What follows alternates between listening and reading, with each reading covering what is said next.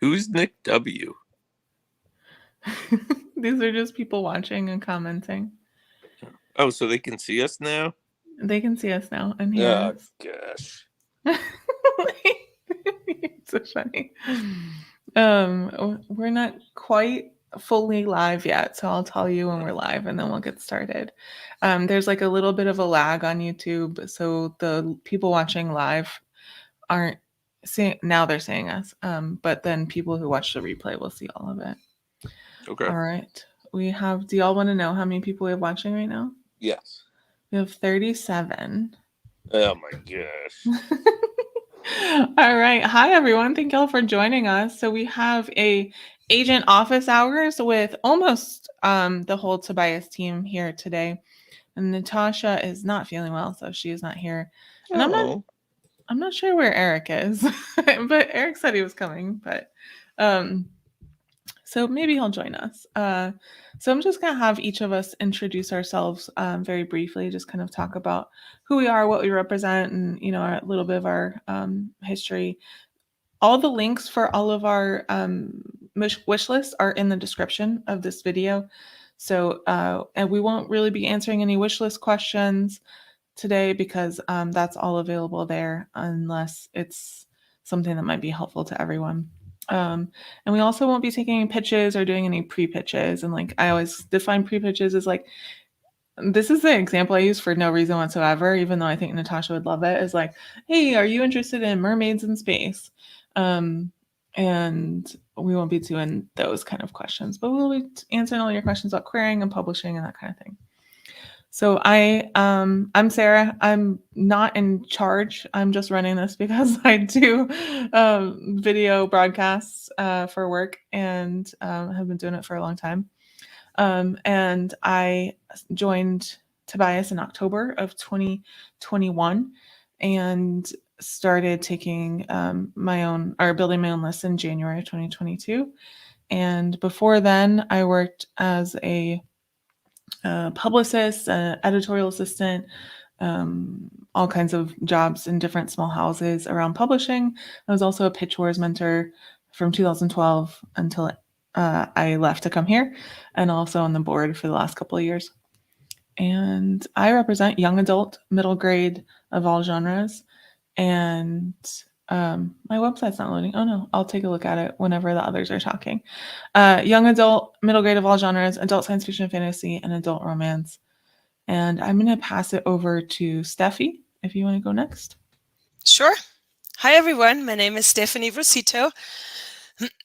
I've been at TLA for 2.5 years, about. I've worked in book publishing most of my adult life. I started out in agenting, actually.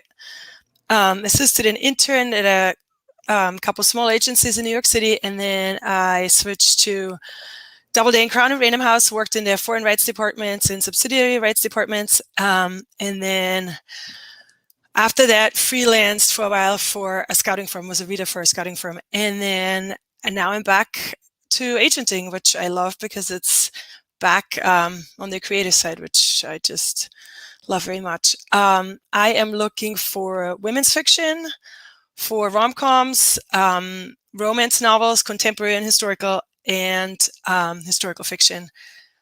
And I think that's it for me. So I'm going to pass it on to Jackie. Thank you. Hi, everyone. I joined Tobias last year when my agency Ravenquill merged with Tobias.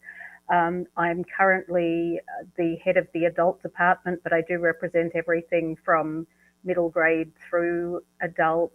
I started my interest in publishing quite a while ago. I have an MFA from the CFA in fiction writing. I write nonfiction myself.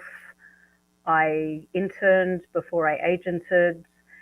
And I am also a law professor and contract and intellectual property nerd. So I'm very, very happy to answer any searching questions about how intellectual property works, how publishing contracts work, and all of that good stuff. I sound very boring when I describe myself. So I think I'm just going to pass it to Anne. Okay, can you hear me? Okay, awesome. Well, just a second ago, like it completely froze and like everyone turned into a black screen. And so I don't know if this is going to work out for me tonight or not, but I'll try. I'm Anne Rose. I am probably one of the newest members of Tobias Agency. I came on in November of last year and I am loving every minute of it. I represent books from middle grade all the way through adult stories. And yeah, I'm here to answer any questions they might have. So did Lane go? Because like I said, everyone froze for me. So go, No, Lane. I accidentally clicked out. I'm Lane Heymont. I am coming on and off camera because I can't get comfortable and my computer's down, but I am the president here, and I represent horror, thrillers, nonfiction. I do memoirs, science, business stuff occasionally. I'm looking at something now. What am I reading? I don't remember. But yeah, that's me. So, I'm Lane. All right. So we are ready for your questions. If you want to start dropping them in the chat. And I'm going to do a quick mic check. Kelly didn't. Oh, Kelly didn't go? Oh, I was too busy fixing my link. I thought y'all went in order. Even quiet on these things. Not that quiet. Yeah, I'm Kelly. I am on the kidlit side with Natascha, and I think I'm the only one here tonight that does not do adult. I represent picture book through YA, and illustrators, and I came with Jackie from Quill. So we've been with Tobias now, it's almost a year. And it's been fantastic. So I really represent all genres, and I'm open to a lot of things. Middle grade tends to be my sweet spot, but I will look for picture book author illustrators and would love to grow my YA list. So that's me. All right. So we have some questions and we'll dive in. Jackie, can we do a quick mic check on you though first? Unmute. Is this working? It's really buzzy. Very buzzy. Well, she'll take care of that. The first question isn't really for her, so that's she'll get a chance to do that. All right. Michelle asks, I'm currently querying post-apocalyptic fantasy / speculative fiction. I find it difficult to grasp the difference between fantasy and spec fic. I have an answer, but if anyone else wants to answer, I'll go ahead. Okay. So I often think of speculative fiction as an umbrella. So fantasy and science fiction are under the speculative fiction umbrella. But sometimes we'll use speculative fiction as the genre when it's like a little bit of a crossover, like it's a blend of those kind of things. Or often we'll use speculative fiction when it's got really minor speculative elements. So things that I would consider like Rob Hart's The Time Travel book, the most recent one, I would call that speculative fiction because it is a time travel book, but it's not about time travel. Like that's just kind of like the setting that it's set in. And so really the answer is there isn't much of a difference and it's very subtle. And fantasy is under the speculative fiction umbrella. Post-apocalyptic is under the speculative fiction umbrella. Science fiction, even horror is under the speculative fiction umbrella sometimes, usually. And then sometimes we'll use it specifically as a genre when it's like a little more subtle. Anne, did you have anything to add? No? Anybody else? Lane? Okay. All right. Andrew asks, when designing a dummy for a children's picture book, are pencil sketches okay? How polished should the art be? Do you expect thumbnails or should they be closer to a finished product? I don't do picture books, so that's not me. I can answer that. For a dummy, I like to see at least a couple of finished spreads so you can get a sense of the color and like the palette and the feel for the art. The rest can be sketches, and they can actually be pretty rough, but you need to be able to tell who the characters are, the emotions in it, and what's going on within the action of the picture book. But yeah, a PDF is usually better and more true to size than just thumbnails. Jackie, do you have anything you want to add to that? Since you Can also we just check that my mic is you're my good. Yeah, you're good. I think the headset was messing with the thing. No, I don't have anything to add. I just wanted to check that my mic was working. Okay. All right. All right. Danny is actually a mod on my channel, so I have to ask his question. And this is just a fun get to know you question, but just moving forward, we're going to focus on querying and publishing questions. One of your projects made it big and your client gets invited to do a lot of press. What is the dream talk show publicity space you'd love to have a client on? And you look ready. You look ready to go. Go. It's Drew. I love Drew Barrymore. It has to be Drew. I love her so much. So, and yeah, so I'm putting it out to the universe. Drew, you hear us? Any of my clients would love to be on your show. Anybody else? I feel like for nonfiction, like NPR is always like, I hear so many authors on NPR, but also I love You're Wrong About, which is a podcast. And if I could represent a nonfiction book that like fit in with You're Wrong About, like I would be so happy. We're gonna have Eric introduce himself because he wasn't here when we did the intros. Eric, if you just want to tell people real quick who you are, what you represent. Hello, everybody. I'm sorry for my delay, but I'm glad I'm here tonight. My name is Eric Jones. I am a literary manager. I mostly handle film and TV scripts and theater scripts. That's what I primarily do. I mostly work with with clients who are screenwriters and playwrights, and been with the company for about 2 years. Love it, and I'm ready for your questions when it comes to for film and film screenwriting and for TV writing. So that's what I'm here for.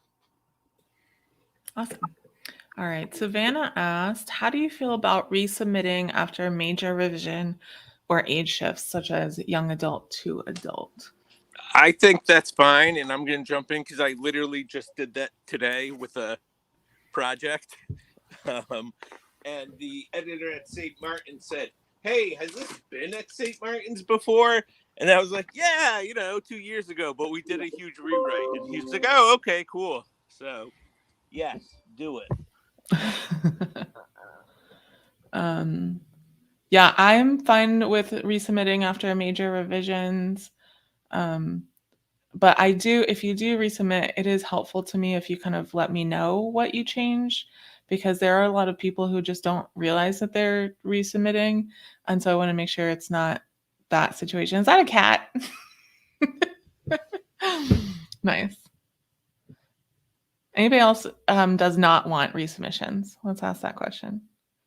Speak now or forever hold your peace. All right, cool. Yeah, I don't. You don't want resubmissions? No, I think that if you're presenting anything to any agency, you're trying to present your best work forward. So I would say if you know that's your best work, go ahead and submit it. Yeah. It's funny because Eric often has like different viewpoints as us, because I feel like for screenwriting, like the concept itself is such a much bigger piece of it. Yeah. Yeah. If you have a very intriguing log line, that really brings me in. That very helps. You got to work on your log line. Yeah. Oh, I lost my spot. There we go. Okay. Danny, we're not talking about your pen name, Danny. We've been talking about that for years. When querying, should I label my work in progress as narrative nonfiction or creative fiction? Oh, do you mean creative nonfiction? Because I'm like, that's definitely not the same thing. I'm assuming. We're just going to assume that means creative nonfiction. Does anyone have a preference? I am not aware that there's a difference. I have clients and people in my inbox who just use the terms interchangeably. When I'm submitting to editors, I tend to lean towards the term narrative because it feels more up to date to me, but I don't know why. I don't know. Lane, do you have a thought on that? I haven't really thought about it until this moment, but reflecting, I never used the phrase creative nonfiction, and I've never heard an editor use it. They either say narrative, and I hear prescriptive a lot, prescriptive nonfiction. So I just shy away from creative nonfiction or using the phrase just because I've never heard anyone in the industry ever use it. Yeah. All right. Now that you said that, Lane, I agree. I've heard like a lot of people use it in terms of learning how to write it, but a lot of people in the industry itself aren't using that. All right. Jessica asks, when is it okay to nudge an agent at your agency? I think everyone's going to be slightly different. And this is, for me, this is explicitly posted on my site. Basically, don't nudge me unless I've said that I've passed the date that your query was submitted by and you didn't receive a response back. And I also keep my site updated with like how recently or how far back I am in my queries. Anybody else? I want to say, I hope it's not me because I just cleared out my query box and I don't. Is it Anne? Anne's Could be me. Could be me.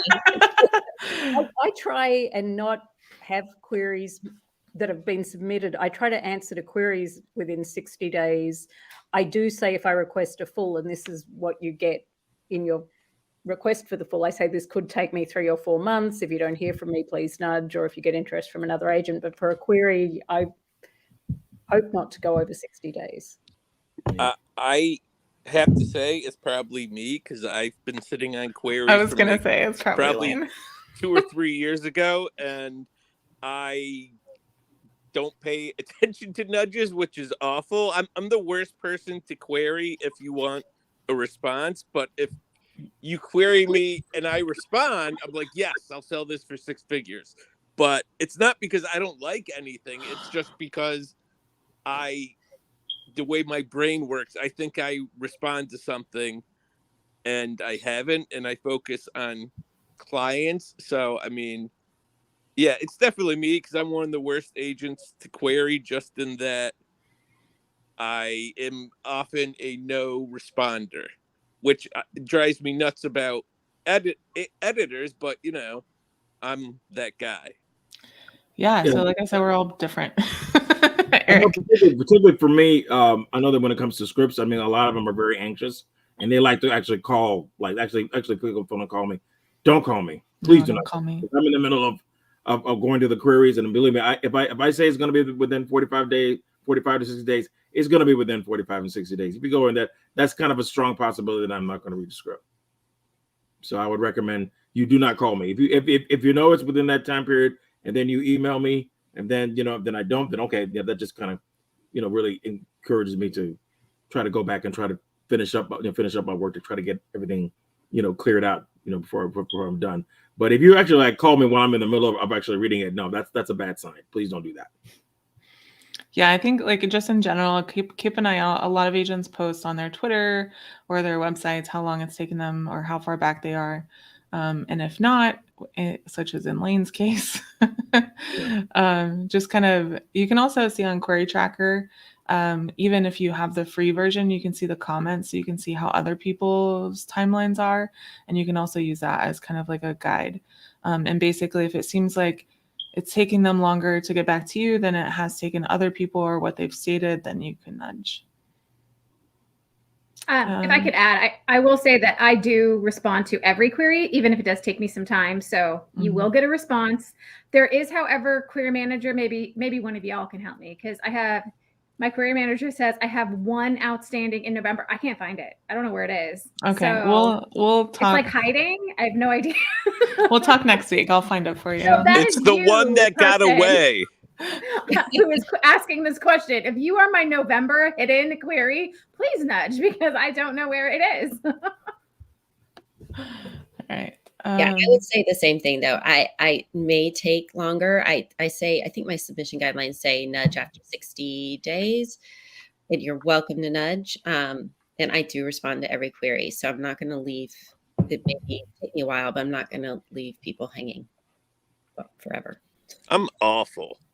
That's all I'll say. I leave so many people hanging. Now I feel bad. Okay. Kathleen asked, what's in for now for the picture book market? What are you hearing from editors? Do you still take on authors who have written picture books outside of what is being requested? General thoughts on the picture book market for our two picture book authors, agents? Okay, I'll go since Jackie is technically not taking picture books right now. Look at her, zip that mouth closed. So what I'm hearing for the picture book market is strong narrative arcs right now, character driven. A lot of places would love to see a type of character that could kind of be developed into a series.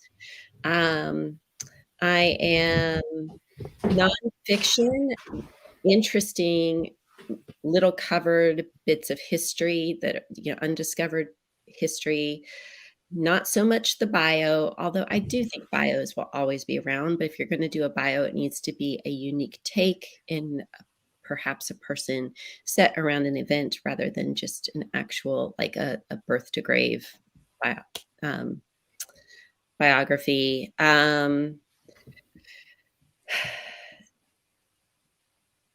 Yeah, I know you're not taking picture books, but Jackie, if you're hearing anything other than that, the other thing, do I still take on authors who have written picture books outside of what is being requested?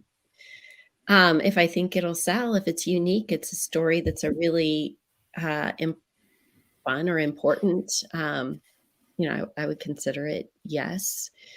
And Jackie, what else do you have to add to what people are looking for? I mean, I would say, because I'm not open to new picture book submissions, I do have authors currently on my list who write picture books, which is why I'm not open to new ones, because I'm pretty full. I work pretty heavily in the nonfiction picture book space, and that really, I don't think that changes so much with trends. I mean, I do sell picture book biographies. I have sold them. I'm continuing to sell them. They're not cradle to grave biographies. They're books about a specific thing a person did that we may not know about, or we may not know about that person, and it's someone we should know about. I do a lot of sciencey picture books. I have several authors who write in the science picture book area, but that's always fairly steady because there's always a need for those. I don't tend to have as strong a sense of the fiction picture book market, but I would echo what Kelly said because I'm hearing the same things. All right. When submitting a manuscript, and Eric is talking about MG, middle grade here, that incorporates illustration into the narrative, what are your preferences, best practices for how to format or submit those illustrations with the manuscript? That's a great question. I actually was looking at a couple of those today. So a lot of you would mention it in your query letter, and there are ways to upload files for the art within the within Query Manager, and you can always format like the first 10 pages with the art included into a PDF and upload it that way. So you could kind of see the flow of the art and the text. That's really what we're trying to get a sense of with those first 10 pages is the flow and the formatting and how that would all work together. All right. Sammy asked about word count, and we have so many questions. I don't want to get into a conversation about word count. So I have an updated resource on my website. So I just sent you the link in the chat. And then you can look at all the genres too. Judith is asking about angels in YA. Are angels in YA still dead? Were angels ever alive? But I was going to say, can angels die? I think angels in YA are dead, to be honest. I have this conversation with Natascha, and she says everything in YA is Phoenixes, Fae, and Death Angels, which I guess technically are angels, but Grim Reapers. Let's call them Grim Reapers. So I mean, I personally think angels are played out, especially I think in the current climate, angels would be more difficult. I don't know if anyone else, someone more experienced in YA, since I only do horror YA. So I'll leave it there. Yeah, I think like pretty much any subject that was like really beat to death, which is what happened to angels in YA, is I think it's just going to take someone to write the most brilliant angel YA book we've ever seen, and then they'll come back. And so I don't want to say they're dead, because you might be the one that writes that brilliant YA angel book, but also you might not. So, it's there's not a solid, there's not a specific answer here. All right, Michelle asked, I have received 11 rejections of 23 cents. Do you have advice as to when an author should revise or completely scrap a query letter? How many rejections merits considering the pitch one is using? So I will say this, and this is something I learned when I was a querying author. So before I was ever in the agent space, agents are some of the worst people to know how many what a kind of good response rate is like, because they're not seeing those. They're just seeing what they're sending out. They're not seeing what people are receiving. So the best thing you can really do is talk to your fellow writers and see what they're doing and kind of. But anybody else have advice they want to add on this? I do. I have thoughts. So if you're sending out queries and you're not getting any asks at all, then there's likely something either not working in your query letter or within those first couple pages, if those are something that you're also sending as part of the package. So if you're just getting form rejection after form rejection, then I would go back and look at the query letter and then the opening pages. If you are getting requests, but you're getting rejections after you're getting requests, then it's mostly likely your murky middle that's just not working. So something in the middle has to be changed in order for them to get through it all the way. So those are your hot, quick tips on rejections. Anybody else? I actually want to just echo what Anne said about pages, because I and a lot of agents actually don't really care that much about the query. I always go to the pages. So don't assume it's the pitch. And so I'm just saying what Anne said, look at your pitch, look at your query, but also look at those pages, because you don't know if you're getting a lot of just form rejections, whether agents are getting to the pages or not. So you do want to also, don't just stress about the query letter and forget about the opening pages. Okay. I would also mention too, particularly for screenwriters and writers out there, this is one of the things you need to be aware of, is that basically less is more. You don't need to give me over exaggerated stories that I've did this and this and this. Just get to the main points. Yes, if you did one of these awards, that's nice, but tell me what the story, tell me what the script is. Give me a brief log line. Give me a short synopsis, and something, and just a little bit about yourself, but don't be pretty much extraneous about your story. Short, sweet, and to the point. Because if I hear all this stuff, it makes me look like I don't know if I want to read your work. So just be honest, but just be brief. That works for me. All right, so we have a question that all of us can take a stab at, including you, Eric. What makes a query letter stand out to you? What is it called? It's not called a query letter when you're pitching screenplays, is it? What's it called? No, it could be a query letter. It's a quick query letter, but it's it's just something. But it's a little different. They don't tell you page counts, because we don't. I mean, most screenwriters know what the number it is. All right. So what makes a submission stand out to you in a good way? And we can just go around the clock. Eric, why don't you start since you were unmuted? Sure. I would say that the one thing that really stands out is pretty much if you have a really amazing logline that is intriguing to me, that just draws me in. I think that would make me just want to read it by itself. If your logline is very, very not strong, not weak, or it just doesn't. It seems like it's like every other work that you've done. Yeah, I don't really pay attention. You have to be unique. You got to be special, and I want to hear your original voice. That's what I'm looking for. Something that in your letter is just says that's me. That's who I am. Now, however, if your me is kind of weird, no, I'm not gonna pay attention to that. But believe me, and I've read a lot of them. They're a little off. They're a little too revealing, and I don't want, I don't want to see too much information. Just say enough without me knowing too much about yourself. That's all I care about. All right, Lane, thoughts? I'm kind of in Eric's boat. I want something thematic and, the GMC gold, motivation, conflict. I want to know who our hero, heroine, heroes is. I want to know what their motivation is, what they want out of life. Just how do I? All right, skip me because I lost my train of thought. But yeah, a good query is a good pitch. Yeah, Sarah, you go. Okay. Okay, I'll go. Yeah, so to me, a query letter itself is like conflict and stakes and also specificity. And specificity is really important to make it stand out, make sure it doesn't sound like 100 other books that are already on the shelf.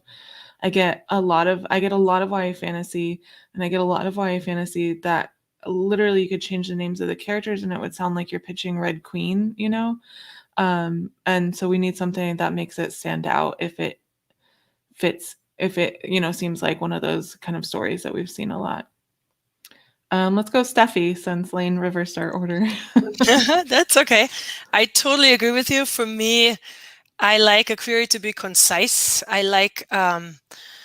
usually like a strong one-liner in the beginning that tells me what the hook is, especially for rom-coms and romance novels. I think a good hook is really important, and I really want to know what makes this book different. To your point, Sarah, I think it's a really important part of a query letter. What else? I'd like the middle paragraph to be like, I don't know, 5 to 7 sentences. Does that sound right to everybody? Like just enough information to get me hooked, but not too much information where it just goes off into too many different places. So I think the keyword is concise, like if a concise query with a focus on the hook. Kelly. Okay. I agree with everybody, especially about the concise query. And I mentioned this last week in a panel I was on, and I need to figure out who to credit for this, but I've heard it many times and I think it's great, which is the hook, book, cook. 3 paragraphs, 1 paragraph with your hook. The second paragraph should be about your book, and not about your book, but it should be what your book is about. There's a difference there. And then the third paragraph, the cook, you, the author.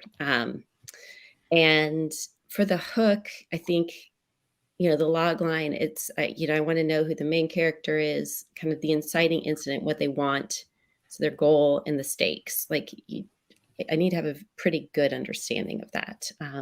In the paragraph that's about the book, I also like to have an understanding of what the themes might be, because I think that's a lot of times the themes are what make it stand out from similar books in the genre. That's me. Anne. For me, it's all about the concept. So if you have a really strong concept, I'm most likely going to tear right into your pages. So it's just have a really strong concept. I also love to hear about what inspires authors to write the books that they do. So in your bio, if you want to, include a sentence or two, like what it was that inspired you to write this particular story. I love hearing those. And a lot of times I'll be like, oh, that's why you wrote this? Oh, I really need to check this out. Because I don't know, that's just me. Jackie. So yeah, I get to go last, and everyone's said everything already. I agree with everyone, but I specifically particularly agree with Steffi and Kelly that I want concise specificity and those 3 things: the hook, the book, and the cook. I was on that same panel with Kelly, and we were saying the same things. But one thing I would also echo that Sarah said is the market, because I think something that really shoots a lot of people in the foot is not knowing the market. And one of my mentors in the MFA program used to say, ignorance of the canon is not originality. And I always carry that with me, because it's not, you should not write to the market. I'm with Anne, when I'm on calls with editors, they want to know why the author wrote the book and what their connection is to the book. But you also do need to understand that you're trying to sell it into a market. And if you have absolutely no knowledge of the market, and if your comp titles aren't anything like each other, or are 50 years old, or, it's just a signal. It's a signal that you're not engaged with the field that you want to see. It's much easier to answer what makes a query stand out in a bad way than what makes it stand out in a good way. But, I don't want to see Red Queen with different names and your comps are all those sort of dystopian YA books that all came out at the same time. I want to see this, and, it's in conversation with these books, but it takes it to this new place. So that's something I'm very much looking for. All right. Demi asks, when doing a book with 3 POVs, do they have to have a strict order? Like you go main character 1, main character 2, main character 3, repeat, or can they be mixed? They can be mixed. We can answer that quickly. And definitely take a look at what other people in your genre are doing. All right. What is the difference between suspense and thriller? Ooh, I can answer that one. Go for it, Lane. Suspense is we know something the character doesn't. Thrillers are, to thrill, usually like spy thrillers. We know the deal. The main characters know the deal. It's more of an action adventure film. Those are pretty much the difference. It's just comes down to genre tropes. Yeah, I was going to say, I was just going with the vibes. I was like, for me, suspense is kind of more low key. It has ups and downs. It's really a slow building of tension. And then a thriller to me is more actiony, more intense.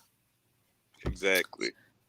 Yeah. Simply is suspense is almost like either the audience doesn't know what's going on, or the characters know what's going on, but they're not letting the audience in on it. And thriller is just like a good old fashioned roller coaster ride. You're in it. You're going to be in it until the ride is over. So just enjoy it, buckle up. And those are the best kind of scripts, by the way. Rebecca asks, what aspects of a manuscript's opening pages would prompt you to pass on a submission? I'm going to say something. The one that most often turns me off is exposition, info dump, weather report, what the character is wearing, what they ate for breakfast, big description of the place they live. I mean, if I don't get any forward momentum in the first 3 to 5 pages, that's going to be a pass. I mean, everyone knows my feeling about starting with a book with a character waking up. So that would be definitely one that would probably have me passing. I can't really generally get over that. Another one I see really often is running. So especially in fantasy, someone is running, I don't know, from something to something, there's just running involved. So that usually I'm like, okay, that it just feels too common. So I would probably stick away from the more common openings in general. Just have it feel like a more unique opening for your particular character and your particular story. Okay. I normally in scripts, they usually when you follow the 13 beats, if you follow pretty much to Save the Cat from the from Blake Snyder's book, there's usually the most intriguing story. The thing that changes the plot line is everything is from your opening image, pretty much your introduction to the world. You have your I want what the character wants, and then you have the one key thing that starts is basically it's the inciting incident. What is it that triggers them to move where they need to go? And that usually happens usually in page 20. So usually if you got like a 90-page script, 20 to 25 is usually will determine whether or not you can see if you see an intriguing story. And usually if I read that and then nothing's going on, you just got a whole bunch of exposition and it's not getting anywhere with the inciting incident or who the main character is, that's an absolute pass for me. And I can't, I'm not even going to continue to read it because it's like, you know, I already know it's going to take you almost until page 60 to 75 to, you know, really get somewhere with it. And by that time it's already too late, because when you're doing that, you're losing the audience when they read that script. You have to intrigue them immediately in the first 15 minutes or 20 minutes of a movie, or you're just pretty much lost them. For me, one thing that's maybe a little bit more subtle is a lack of voice, but also even further, like a lack of rhythm, or all the sentences are the same length, or they all start the same way. Just kind of, uninspired writing is a big red flag. And that, like, literally, like, opening paragraph, you know, and what was I going to say? I totally forgot. So also, like, writing is really important. Like, I can hear a great concept, but if the writing isn't there, and also vice versa, like, I literally offered on a book earlier this year, where I read the query and I was like, whatever. And then I read the pages and I was like, oh my God, this is so good. Right. So, and for me, it's also like a little bit of like a point system. It's like, oh, if the concept really intrigues me, if I'm really interested in the story, then the writing can be like not so stellar. But if I'm not interested in the query, if I'm not interested in the story, but the writing's really good, then it's like, oh yeah, I'll take a look. Anybody else? I think what's really interesting too is a surprise element. If we think about what does work, is if a book starts, or if a couple pages start with a completely different element that hasn't really been used before, like a funny dialogue, or being in a situation where you usually not are when a book starts. So I always liked it, and I always find myself drawn to pages like that. So just wanted to add. Yeah. All right. Our next question, I was literally thinking today when I went on a 30-minute walk about this in depth, because, okay, so in a query, should metadata be first, or hook or plot first? And so the question is like, it doesn't really matter that much. Like, people aren't going to reject you because it's one or the other. I prefer it to be first, and I've heard other people prefer it to be last. And I have a theory about the difference between those agents that I developed on my walk today. So I represent a lot of genres and a lot of age categories. So I like it to be first, just so I can place myself where I am. And also my, what I'm looking for in a middle grade is very different from what I'm looking for in like a sexy adult romance, right? And so I want to know, when I read the pitch, does this fit with what I'm looking for specifically in that genre? And I think a lot of the writers, or a lot of the agents who want it last, they don't represent as wide of a range of genres. That's just my theory. There's no proof, there's no evidence, there's no data, but that's what I think. Anybody else have a strong preference? Yeah. The good thing about Query Manager is you see the genre first anyway, so it's not as big of a deal in Query Manager. Is anyone going to ALA in Chicago? I actually work at a library, but I am not because I didn't submit a panel in time. But I don't think agents typically go there unless their clients there or something like that. Okay. What is something an author should ask the agent on the call, but a lot of time isn't mentioned in those what to say on the agent call articles?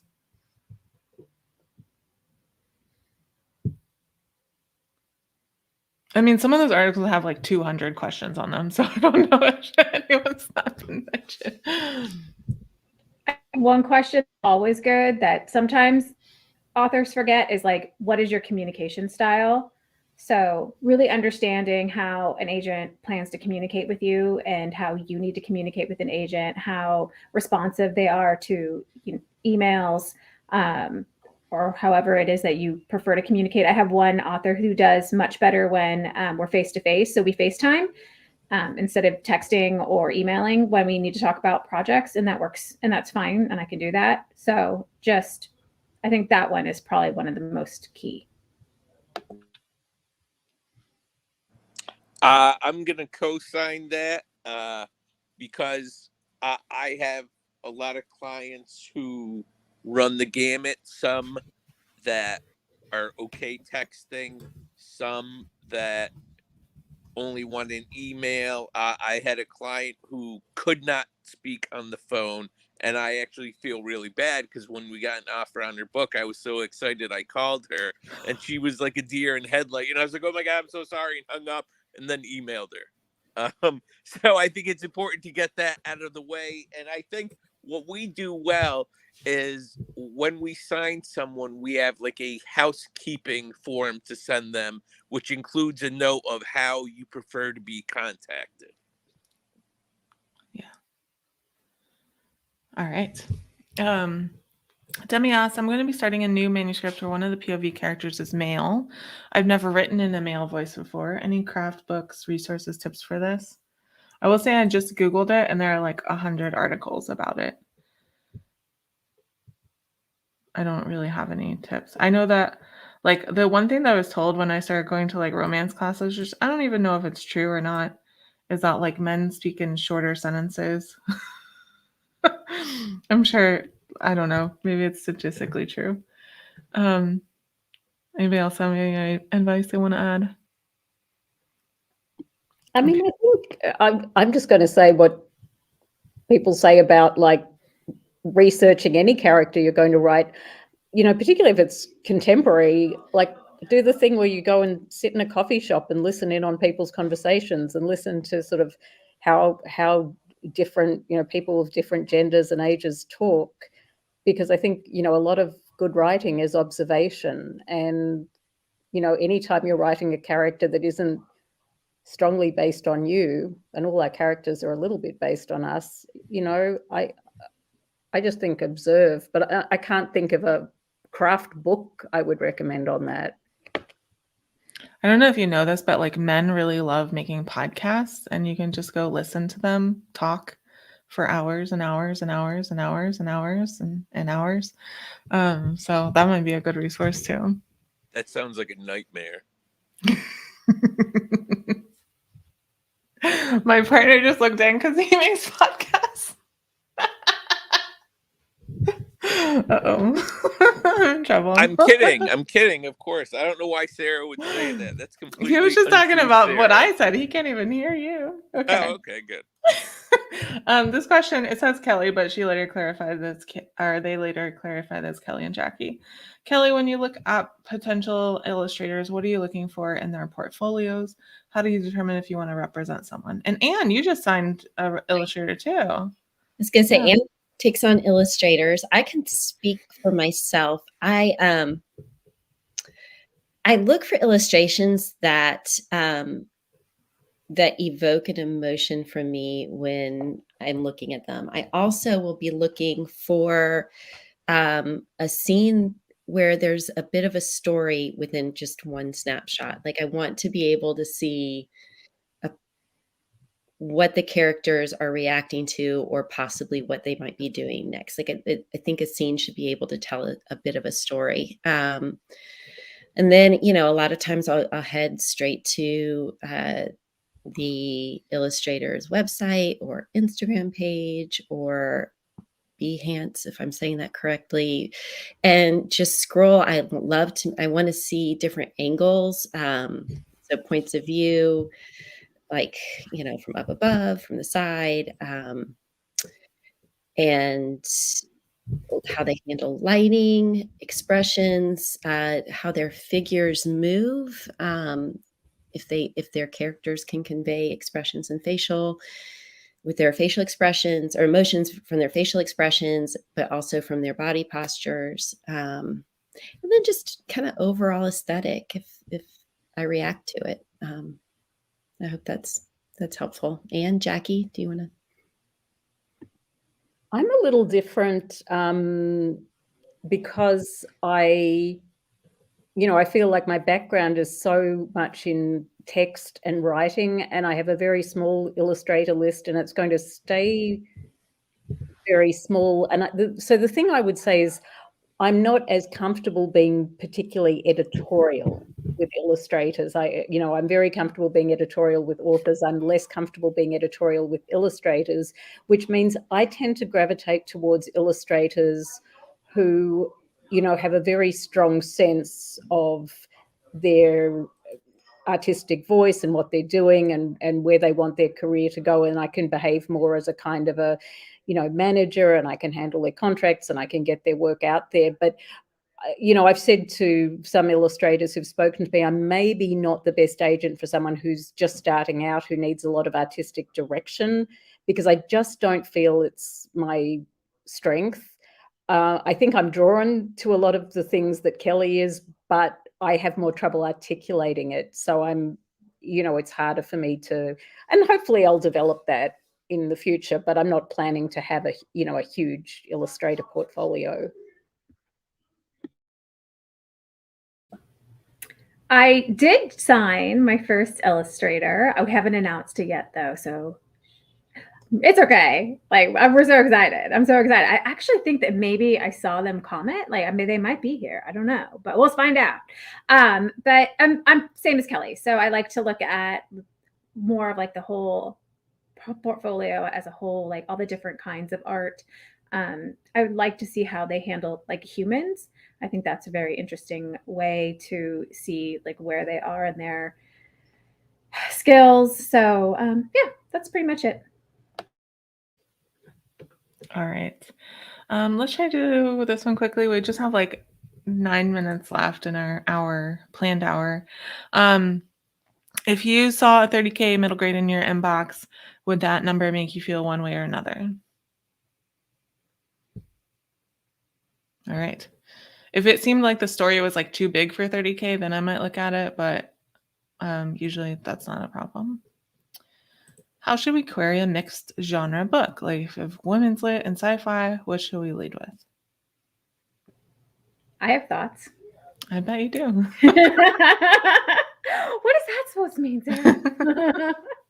I think that you need to pick the shelf that it's going to sit on. Your book is not going to sit in both the science fiction section and the women's lit section. So where, if you were to walk into a bookstore, would you go to find your book?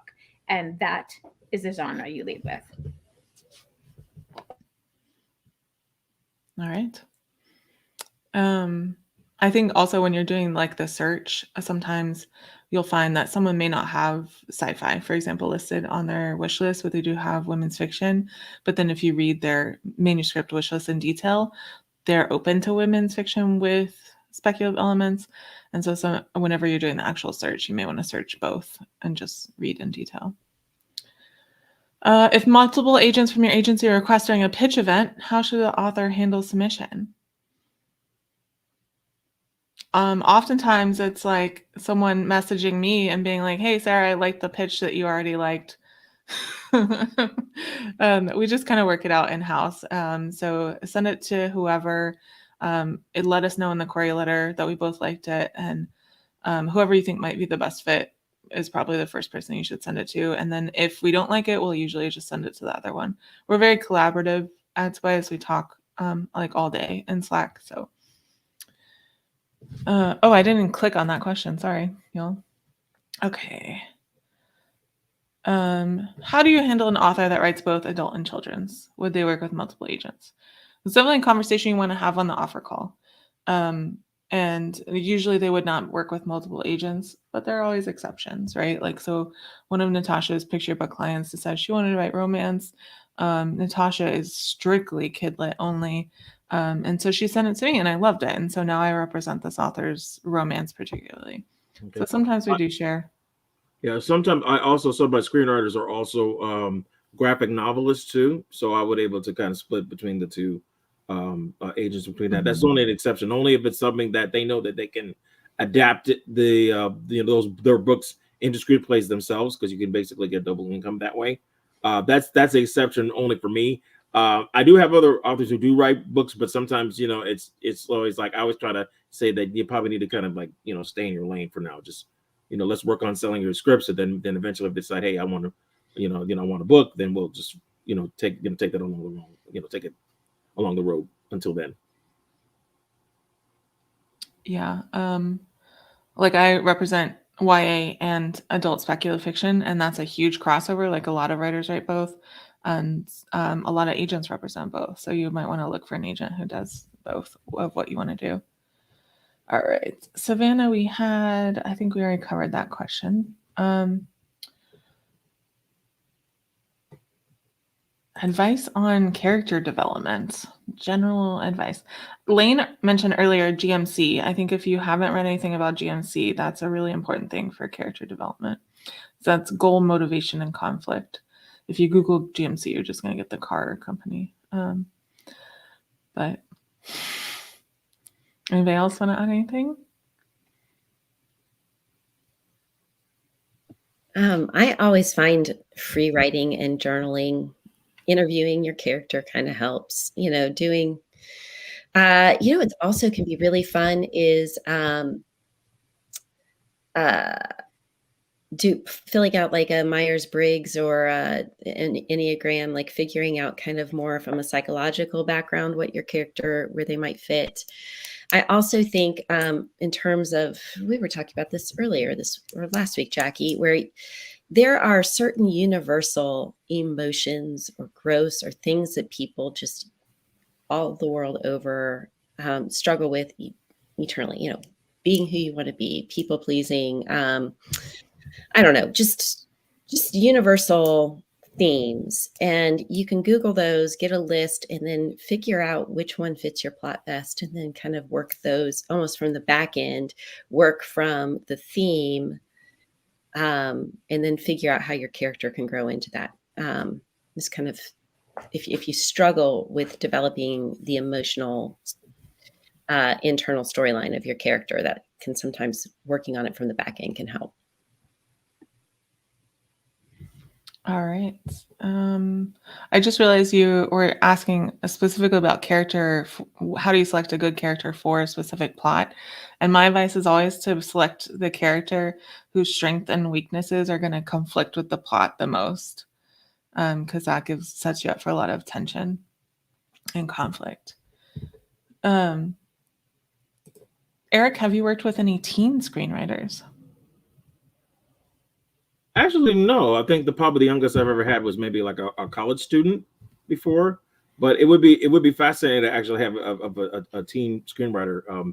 I would find them, wow, they're more like a prodigy to me, because because of the level of maturity and craft to write a screenplay is very complex, at best. But I'm open to one if I see one who's like in high school or just starting college. I'll be very impressed with that.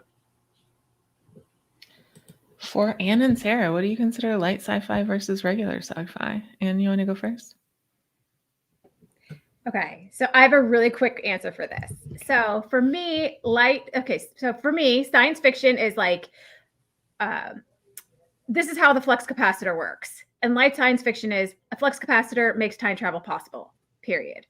So that's the difference. So I am more of I don't need to know how the flux capacitor works. I just need to know that it makes time travel possible, and we're good. Yeah. It's like one of those, like, when you see it things, which is really frustrating. But I think if the plot really depends on the science fiction element, then it's probably leaning away from light sci-fi.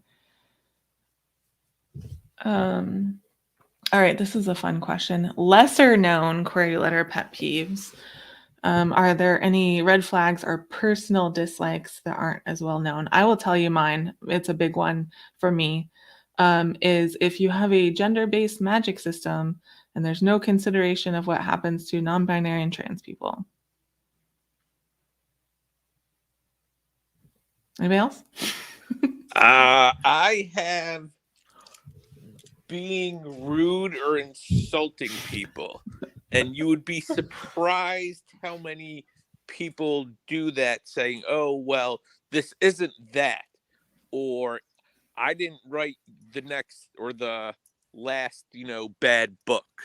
No one wants to hear your hot take because maybe the person you're insulting, I've had people insult entire genres and I'm like, hey man, I love that genre. So that's me.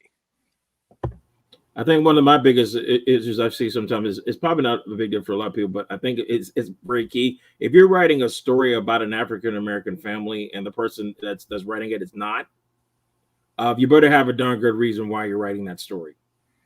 I mean, if, you know, unless you are like, you consider yourself more of an ally or somebody who's more of an ambassador of that culture, I would probably recommend you write something that's within your scope, because if you do that, people, you know, and I send this to a producer, the first thing they're going to ask is that, okay, so this person is African American, right? Or this person is a Hispanic or Asian American. I said, no, he's white. I said, no, they're really funny now in Hollywood right now. They really are about this, all about this inclusion and diversity, and and they have to make sure those voices are very distinct if you do that.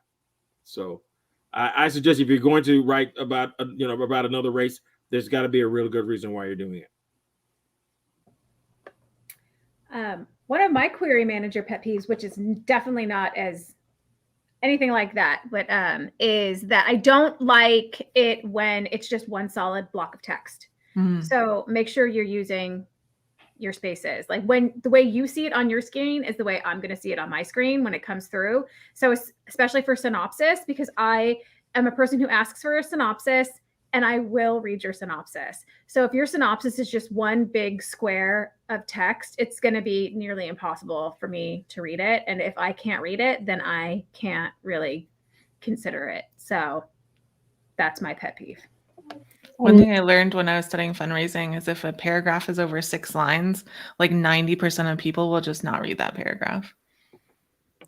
Mine is, I'm going to be cringy, but mine is the name dropping thing. I don't like, the queries where it's like, and so read this book and they said it's the best thing they ever, and, it's like, well, let me decide if I want to represent it. The sort of exception to that, which I'm still kind of on the fence about, is if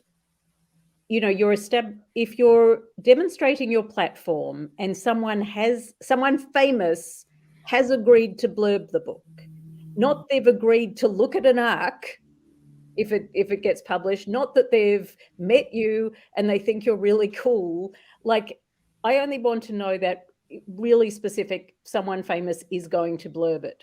But if I get this person, I paid this person to edit it, and I met this person at this conference and this person read the first 20 chapters and they said I was the best author ever. It's like, okay, well, that's great, but that's not really, remember when we were talking about what's meant to be in the query letter, the hook, the cook, and the book? That's not about any of those things. That's just big noting, and that is just a pet peeve of mine. I also dislike, on that note, editorializing your own book, like saying this is a fast-paced adventure that will keep readers turning the pages, things like that. That's for someone else to write about your book. And I think the confusion there is because that's how publishers talk about books, but it's a slightly different purpose. Yeah, I get that a lot. And I think that's what I meant earlier. I feel like a lot of queries that I will pass on will tell me about the book, so that like that, rather than I can read them and still don't have any idea what the book's actually about, who the main character is, what the stakes are. So, and I think it's an easy trap to fall into. So you need to be careful. All right, so we have been here an hour, and that is all that I committed everyone to. So I'm going to stick around for a little bit and just do a fast round on some of these questions, because I think I can knock out some of them pretty quickly. But y'all are free to go if you want to say you can, but no pressure. You do not have to at all. I told you it'd be an hour, and we're at an hour and 4 minutes, so feel free to go. My dog just threw up, so I'm going to run. Okay. Everybody have a great night. Yeah, thank you for that bit of information. Appreciate you. Thank you. God bless you. All right, bye. All right. I remember you talking about dog. Oh, didn't Lane Yeah. have this big thing about dogs this week too? So do we get to make fun of him later because of that? Sure. I'm down with that. All right. Ruthie asks, is the project more valuable if there's a book and a screenplay by the author? Okay, I'll answer that one.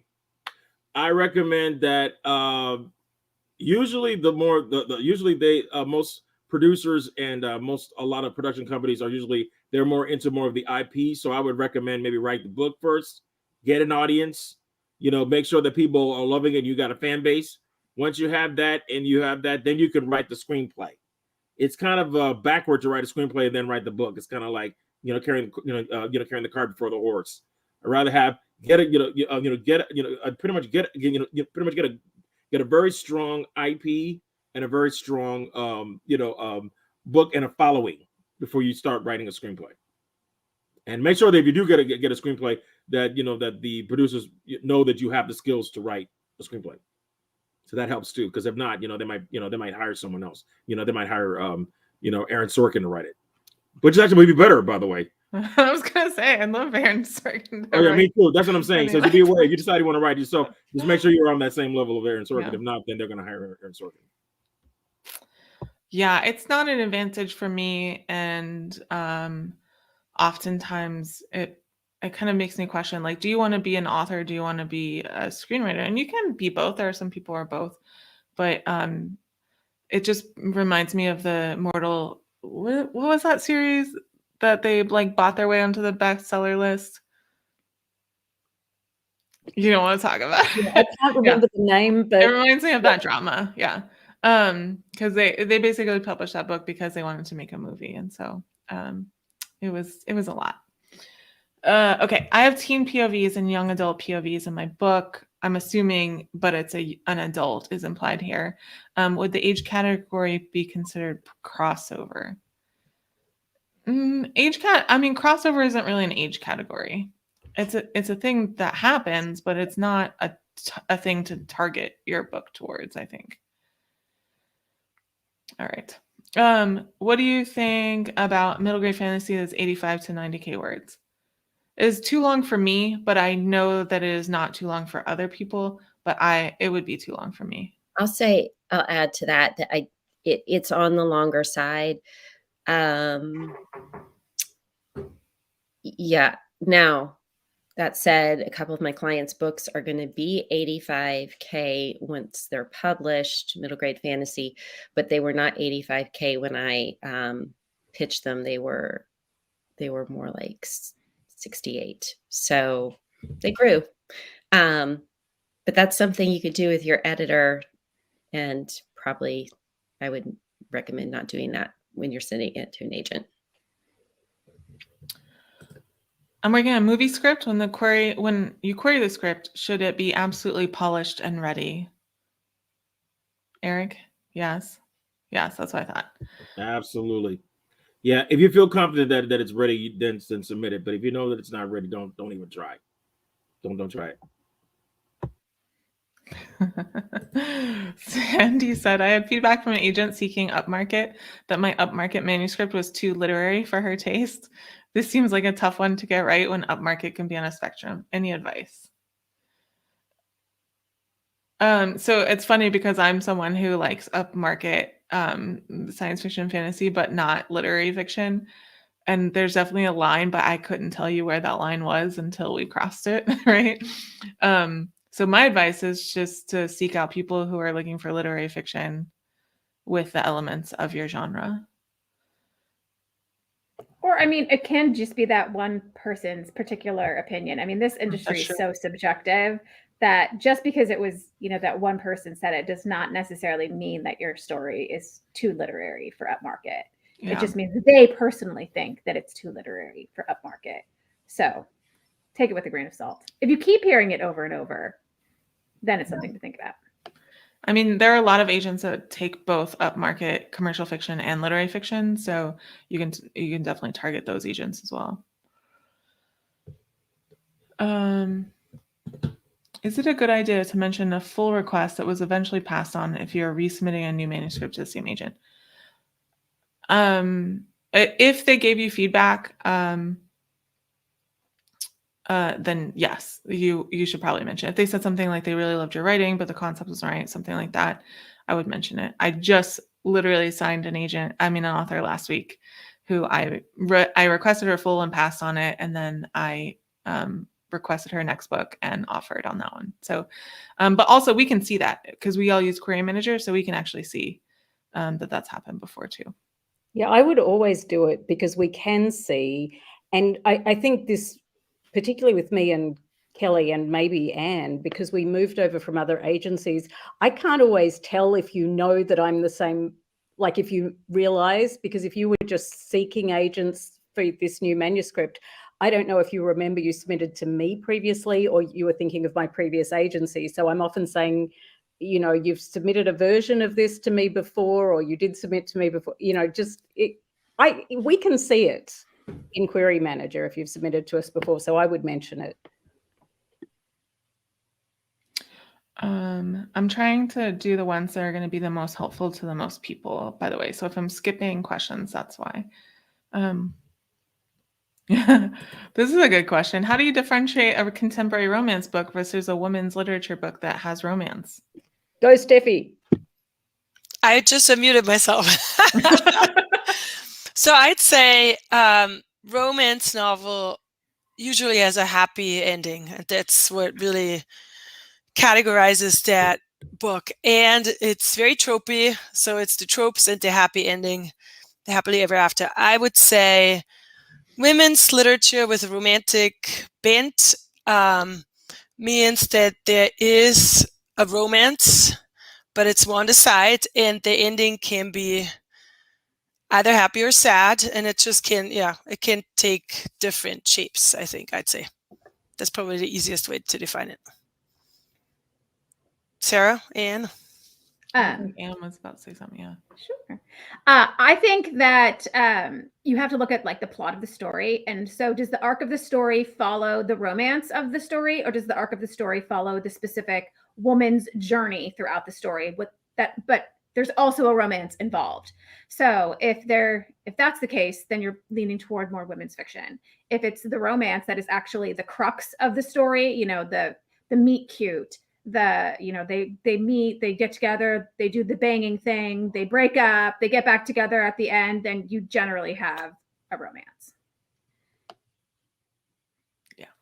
All right. If you can take the romance out of it and you have like no story left at all, then it's a romance.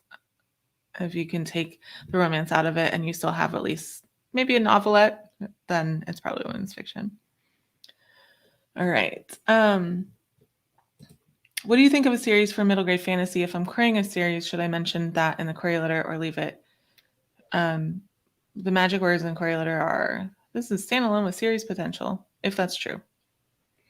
I was actually going to tweet about this today because I see this so often in queries that it's like, this is, title of book is the first in a planned duology, trilogy, quantology, all the ologies. And basically what you're doing at that point is you're signaling to the agent, this book does not stand alone. This book needs to be sold in multiples in order for the story to be told. So you're saying, I'm not just needing you to sell one book. I need you to sell 2 books, 3 books, 4 books, 5 books, 7 books, 9 books. So whatever that number is that you have given. So like Sarah said, it's standalone with series potential, but also I am in the belief that every single book could be somehow a series book. So I don't think you ever have to specify that there's series potential, because I think every book, if there's a readership, and if a publisher is going to pay you enough, there's going to be more books no matter what. So that's my opinion. I think you're right with that. I've sold one series, but it's still, they're only buying 2 books at a time. They right now in middle grade specifically, duologies are working the best. That's what they're wanting, and they're not going to commit to more than 2 books at a time. Now, if those 2 books do really well, there could be more, in the pipeline. I sold one that was a standalone, and it was supposed to be a standalone, and it is now the first in a series. And it's I think the safest verbiage is the standalone with series potential. I would not say this is the first of 5 books that I've already written. Yeah. Yes. All right. Abigail said, is it all right to query an agent who represents one of your comp titles, or would it be better to switch up your comps before querying them? I have to answer this because I saw it in the chat earlier, and I think it's asking the wrong question. It's not a question of like what the comps look like in the query letter. It's a question of whether that's a good book for the agent to represent. If they're representing another book exactly like it, you might have the agent in a conflict situation and it's just not the best fit for their list. So switching the comps is not going to solve that problem. So I think you're kind of asking the question backwards. I think you might want to, if you want to query that agent, I would say you represent this thing. Is it too close to what you represent? Because they know what they represent. So if you change the comps, they still know who's on their list. It's funny because when I do these alone, I get like probably 50% comp questions. And this is, I think, the first comp question. But I think there are different kinds of comps. And if you're using as a like readers of this will also enjoy this, I don't think that's a problem at all. But if it is very, very similar to that book, then it might be an issue. What is the state of the contemporary fantasy urban fantasy market? I've heard that it's bad, and yet I follow a lot of authors who fit that description. It is rough. It is much harder than it was 20 years ago, for sure. 15 years ago. It's just crowded, and a lot of publishers aren't taking it. But it's also my favorite genre. So, you know. Okay.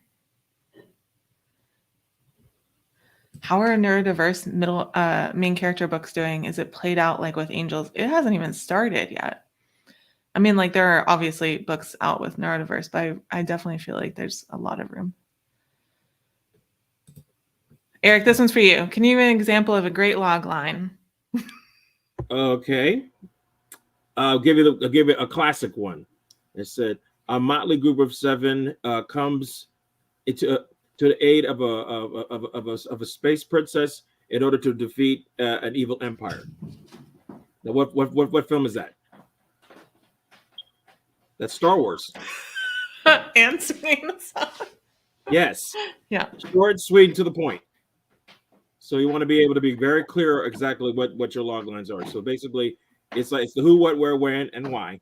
But you want to do it with that no more than two to three sentences. If you go over that, you're writing a synopsis. That's too long. So if you can answer that same question of what your film is and the core element of what the story's about, that's how you can write a great log line.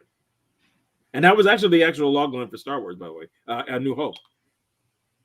I really love when, especially movies, not so much books, when the title could also be the log line and is also the entire concept, like Snakes on a Plane. Yeah, or Bullet Train. You don't need anything more. Yeah, Bullet Train. You already know what it's about. Or Speed. You pretty much know what it is. Yeah, Speed. Good example. Yeah. Yeah. All right. When you say you want POC characters, are you looking for normal characters that happen to be OPC or characters that have the stereotypical struggles of a POC? You know what I would love to see? This is my question. I'll take this one. Yeah. I would love to see a POC story that doesn't always have to deal with struggle. To me, I mean, I think we've seen enough of those stories. I mean, I just like to see them. You know, I like to see like a good old fashioned, like, a black family trying to deal with their kids, not because they're dealing with the police or black on black crime. It's just the kids went out there and had a wild party, and they pretty much like threw Jello in the pool or something like that. Is that kind of story? I would love to see that kind of story because it's unique. No one ever sees that about middle class black people or people of color in general dealing with middle class suburban kind of situations. So I mean, yeah, there going to be some stories like that, but that's just a matter of it should be as minimal as much as possible. I think that's what I think a lot of the producers are looking for, something like that.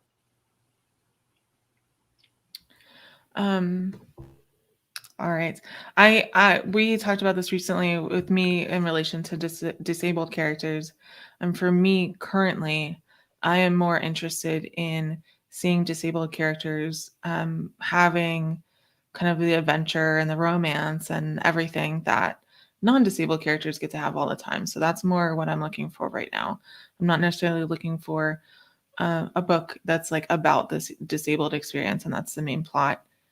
Having said that, I did offer on one.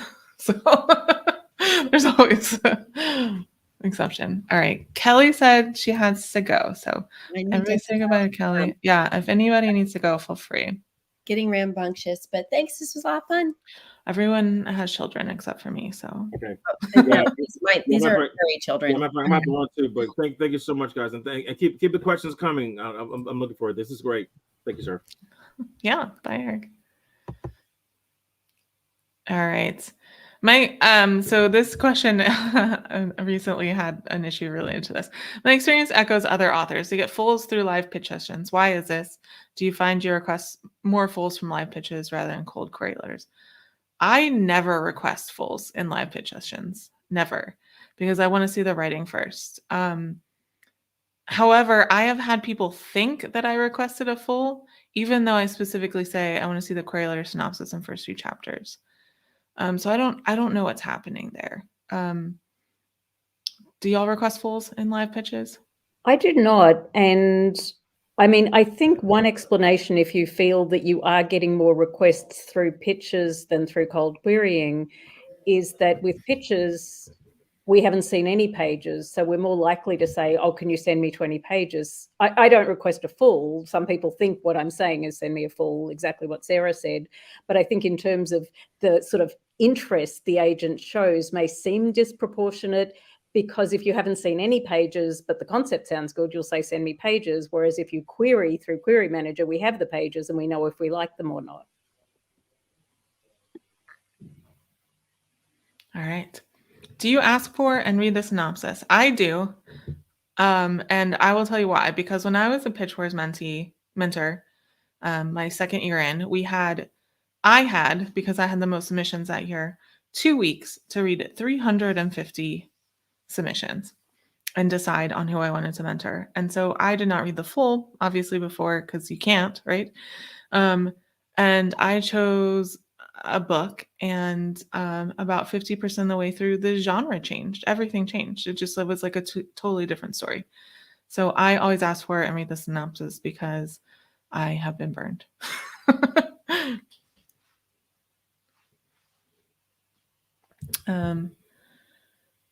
I know you say it's okay to submit to another agent if one of your agents passes, but does that actually annoy you? It does not. The only time when I might get like a little questionable based on query history is if someone submitted the same manuscript to one of my colleagues 2 or 3 years earlier, and it's exactly the same and it hasn't changed. You've been querying for 3 years and the query letter hasn't changed. Nothing has changed. That's the only time where I might like raise an eyebrow at that. And I think too, and I'm on the fence about this, but because we can see who you've submitted to, if you submit to someone and the second they pass, you submit to the next one, the second they pass, that, it can't be that we're all the person you've researched that you think would be really great. If you are going to submit to like everyone at Tobias, think about why you're submitting to everyone at Tobias. Like, I could see submitting to maybe 3 or 4 of us, but if I see someone who within the space of 2 months has basically submitted to everyone else at the agency and then me, it's like, well, obviously you don't have a particular interest in what's on my list and working with me. There's a kitten. Yes, thank you. I may be a good fit. You know what? I'm just going to go. I may be a good fit for you, but just think, okay, I'm going now. No, right. I get what you're saying. Like, I have a lot of crossover interests with Anne. I have a lot of crossover interests with Steffi. I have a lot of crossover interests with Natascha. But that's like, those are different circles of a Venn diagram. It's not the same circle. So for sure. For a virtual pitch event, advice on how to prepare. If an agent passed on a cold query, what's the likelihood, in your opinion, of an agent still considering from a one-on-one pitch? If an agent passed on your cold query, I would not then pitch them at an event. Yeah, I wouldn't. I think it's, especially if you're paying for that pitch session, that's a waste. That's a waste of your money.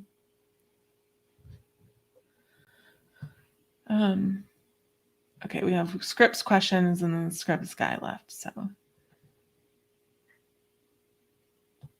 what does the market look like for a lyrical, illustrated, historical novel in verse for YA? Oh, I can do historical novel in verse for YA. I haven't done illustrated historical. So I'm putting illustrated aside because I just don't know. I have sold a number of historical novels in verse for middle grade and young adult. And the market, is there. No one is saying they want it, but, you can find the editors for it. But I think the trick with historical, and I never set out to rep historical, and I never set out to rep novels in verse, and I've sold 4 or 5 of them, is it has to have a reason both for being historical and for being a novel in verse. And I'm putting illustrated to one side, but same thing. It has to enhance the story in some way. So, in what way does the historical element resonate for today's readers? In what way does the verse aspect elevate the story rather than being a catchy gimmick? And I'd say the same about the illustration, because they are harder to sell. But if you have really solid reasons why you've chosen that format, why you've chosen that historical period, you can sell them, but you need to be very mindful of why you're combining those elements. Yeah, I think that's really great advice. Like I'm not hugely drawn to historical, and I'm also not hugely drawn to novel and verses, but Joy McCullough's what is the title of the book? Blood, Water, Paint. Blood, paint, water. Oh yeah, blood, water. Blood, paint, water. Blood, water, paint. Yeah. There's blood, there's paint, there's water. I know there's all. Is one of my favorite books I've ever read, and so like I feel like if you do it well enough, you can do anything. But it's definitely like novel and verse is a smaller market, historical is a smaller market. So when you're combining it, it does make it a little bit more challenging. All right, we're gonna do a end at 9:30. So whatever we can get to in the next 3 minutes. Are you actually reading the query letters, or is an agency reader reading? I think we all read our query letters. We do have readers, and they do help a little bit, but I still read everything that my reader reads.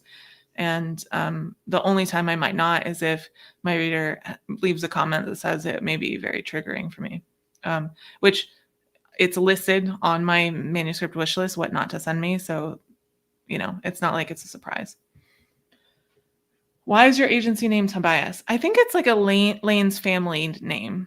Lane's, it's a family name. I think it's his uncle. Yeah. Danny is just being silly. Okay. For nonfiction, how do you feel about borrowed platforms of the authors still building their own social media platforms, but is endorsed by others? Oh, okay. I find that kind of a tricky question because it depends on the project. Because, for narrative nonfiction, often that sells more like fiction anyway. So often, it depends on how important the platform is to the project, is what I'm trying to say.